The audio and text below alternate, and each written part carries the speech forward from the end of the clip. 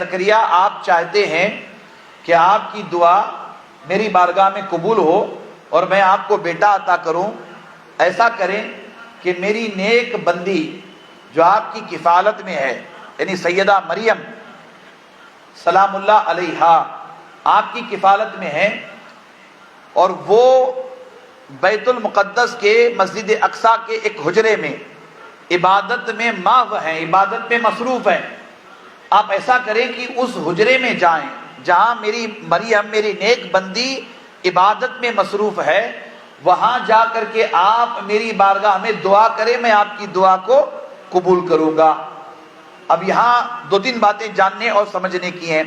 پہلی بنیادی بات یہ کہ خود حضرت زکریا علیہ السلام پیغمبر ہیں، سیدہ مریم ولیہ ہیں، پیغمبر اور نبی نہیں ہے. ہمارے یہاں اسلام میں یہ عقیدہ بہت ہی مضبوط اور مستحکم اور واضح ہے کہ انبیاء علیہ السلام مردوں میں ہوتے ہیں، عورتوں میں نہیں ہوتے.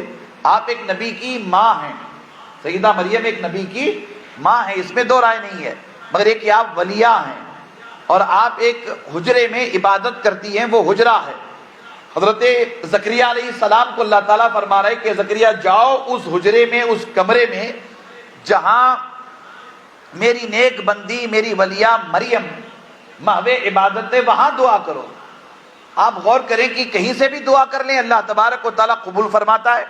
عقیدہ تو بالکل واضح ہے، کہیں سے بھی آپ دعا کریں اللہ ہر جگہ موجود ہے. اللہ تبارک و تعالیٰ کی موجودگی کسی مکان اور کسی جگہ کے حد تک محدود نہیں ہے. وہ زمان و مکان کی قید سے اللہ تعالیٰ کی ذات پاک ہے. اللہ تبارک و تعالیٰ تو ہر جگہ موجود ہے. جیسا کہ ہمارے صوفیہ فرماتے ہیں کہ لا موجود الا اللہ، لا معبود الا اللہ، لا مقصود الا اللہ. صوفیہ یہ سبق پڑھاتے ہیں. تو اللہ تعالیٰ کے سوا تو کچھ ہے ہی نہیں، حقیقت وہی ہے، باقی سب مجاز ہے، باقی سب مجاز ہے، حقیقت تو صرف اللہ کی ذات ہے. اب آپ دیکھیں اللہ تعالیٰ تو ہر جگہ دعا کہیں سے بھی کر لیتے، قبول تو اللہ ہی کو کرنا ہے.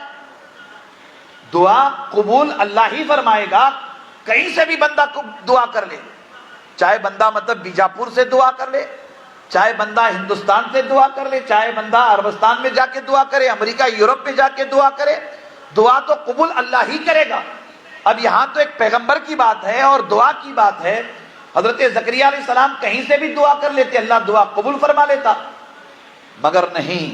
اللہ تعالیٰ نے فرمایا کہ زکریا دعا تو آپ کرتے ہو، آپ کا کام دعا کرنا ہے، دعا کرتے ہو، مگر مجھے بھی بہت ساری چیزیں پسند ہیں، میرے بھی فیصلے ہیں، میری بھی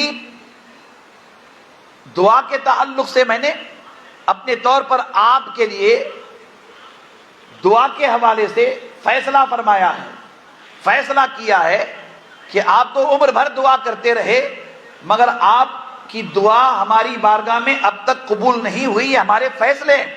مگر ہم چاہتے ہیں کہ آپ کی دعا قبول ہو، مگر آپ کی دعا کی قبولیت کے لیے ہم ایک جگہ کا تعین کرتے ہیں کہ اس جگہ پہ جا کر آپ دعا کریں جہاں ہماری ولیہ عبادت میں مصروف ہے. سیدہ مریم کے حجرے میں جا کر کے دعا کریں. اللہ نے یہ پیغام حضرت زکریا علیہ السلام کو سنا دیا، اور یہ پیغام سنا کر کے اللہ نے ایک پیغام قیامت تک کے ایمان والوں کو عطا فرمایا. قیامت تک کے ایمان والوں کو یہ پیغام عطا کیا کہ اے بندو تمہارا کام دعا کرنا ہے، میرے دست قدرت میں اور میری بارگاہ میں فیصلے ہونے ہیں کہ میں تمہاری دعا قبول کروں یا رد کروں. مگر اے میرے بندو سنو، اگر آپ چاہتے ہو کہ آپ کی دعائیں میری بارگاہ میں مقبول ہو جائیں تو ان جگہوں پر جا کر کے دعا کرو جہاں میرے محبوب بندے رہتے بستے ہیں، جہاں میرے محبوب بندوں کی سکونت ہے، جہاں میرے محبوب بندے سکونت اختیار کیے ہوئے ہیں، جاؤ جا کر کے وہاں دعا کرو. تمہاری دعا میں اگر تاثیر ہوگی نہیں ہوگی، مگر یہ کہ میرے محبوب بندے جہاں رہتے ہیں وہاں میری رحمت برستی رہتی ہے. میرے محبوب بندوں کے رہنے سے، اس جگہ کے متبرک ہونے سے اور اس جگہ کے پاک و صاف ہونے سے یا اس جگہ کی روحانیت سے میں تمہاری دعا کو اپنی بارگاہ میں قبول کر لوں گا. سیدہ مریم کے حجرے میں جا کر دعا کرانے کا مقصد یہی تھا۔ حضرت زکریہ علیہ السلام گئے اور آپ نے دعا کی، اللہ تبارک و تعالیٰ نے حضرت زکریہ علیہ السلام کی دعا کو قبول فرمایا، اور حضرت یحییٰ علیہ السلام کی ولادت، آپ کے میلاد کی خوشخبری اللہ تبارک و تعالیٰ نے حضرت زکریہ علیہ السلام کو عطا فرمائی۔ کہا کہ اے زکریہ، آپ کو خوشخبری دیتا ہوں کہ میں اپنی بارگاہ سے آپ کو یحییٰ جیسا عظیم فرزند عطا کرنے والا ہوں، یحییٰ جیسا عظیم فرزند عطا کرنے والا ہوں۔ یہ پوری آیتیں قرآن مجید کی حضرت یحییٰ علیہ السلام کے میلاد پاک کے حوالے سے۔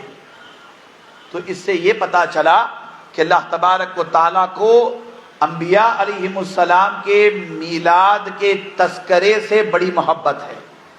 یہ قرآن مجید کے جو 5 علوم ہیں ان میں تذکیر بالایام اللہ ہے نا، یہ تذکیر بالایام اللہ، یہ اللہ کے دنوں کا ذکر جنہیں کہا جاتا ہے، وہ قرآن مجید میں انبیاء کرام علیہم السلام کے میلاد پاک کا ذکر مبارک ہے۔